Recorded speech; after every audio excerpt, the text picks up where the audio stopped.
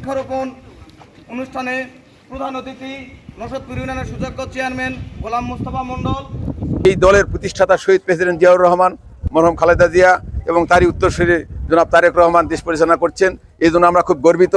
তার আদর্শ, তার নীতি নৈতিকতা নিয়ে আমরাও চলতে চাই। সবাই মিলে অন্তত আমরা যেন সুন্দরভাবে এই বিএনপির আদর্শকে ধারণ করে আমরা যেন আগামী দিনে চলতে পারি, এই জন্য আমরা সবাই সেই ঐক্যবদ্ধভাবে কাজ করব।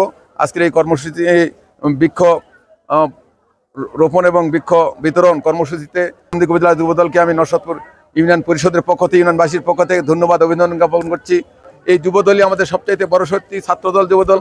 আজকে দেখলাম যে ছাত্রদলের কমিটি, কেন্দ্রীয় কমিটি আমাদের মাননীয় প্রধানমন্ত্রী তারেক রহমানের টেবিলে কখন ঘোষিত হবে এরকম একটা অবস্থা।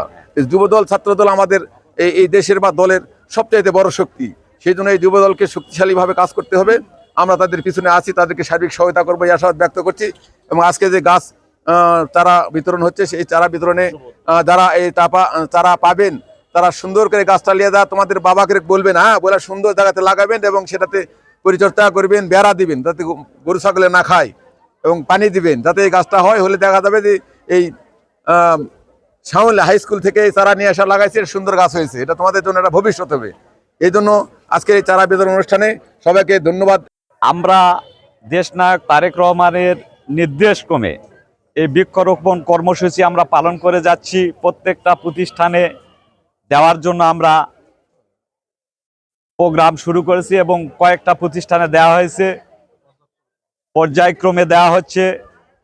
আমাদের বগুড়া জেলা যুবদলের সভাপতি জনাব জাহাঙ্গীর আলম এবং সাধারণ সম্পাদক আবু হাসানের নির্দেশে আমরা প্রত্যেকটা প্রতিষ্ঠানে এই বৃক্ষরোপণ এবং বৃক্ষ চারা বিতরণ করতেছি। তো আপনাদের সহযোগিতা কামনা করতেছি।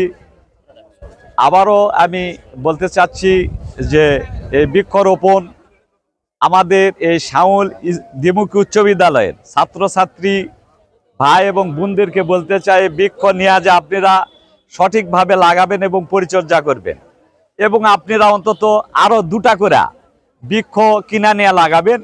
তাহলে আমাদের প্রধানমন্ত্রীর লক্ষ্য আমরা অর্জন করতে পারব এবং আমাদের সাবেক প্রধানমন্ত্রী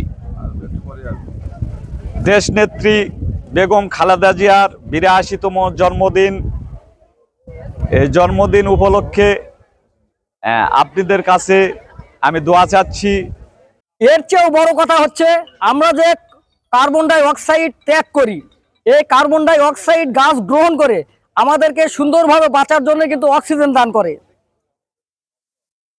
পরিশেষে দেশনেত্রী বেগম খালেদা জিয়ার 82তম জন্মবার্ষিকী গতকাল গেছে। এই জন্মবার্ষিকীতে তার প্রতি গভীর শ্রদ্ধাঞ্জলি জানিয়ে আমি আমার কথা বলা শেষ করছি। সরকারের পক্ষ থেকে